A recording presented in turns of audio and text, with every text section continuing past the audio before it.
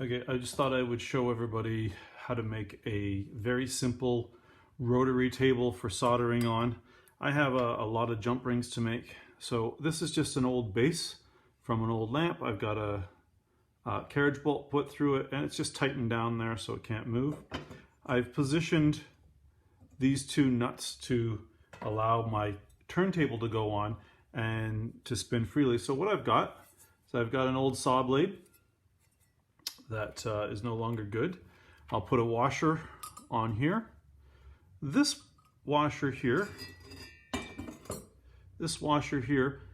fits tightly over the nut, but fits in the middle of the saw blade. Then we put another washer on it, and then the last nut is going to secure it down so that this can turn freely without binding, anything like that. Now, so I have this. What's the purpose? How does this thing work? So I've got a whole bunch of bobby pins, or I think they're called bobby pins, and I'm just going to bend an extra little kink on the back side, and I'm going to slide this in here, and I'm going to go all the way around with this. And I'm not going to do all of them in this video, but I'm just going to.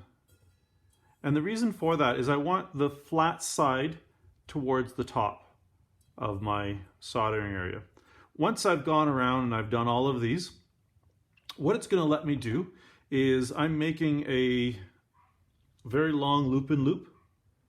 I'm going to get my jump rings set up and I'm just going to slide it on there like that.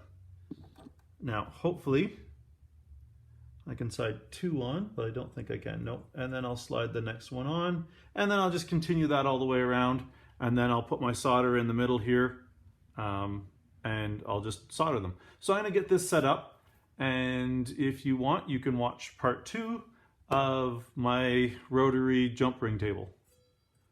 It's very simple, but it will allow me to set up a whole bunch of jump rings and solder them easily.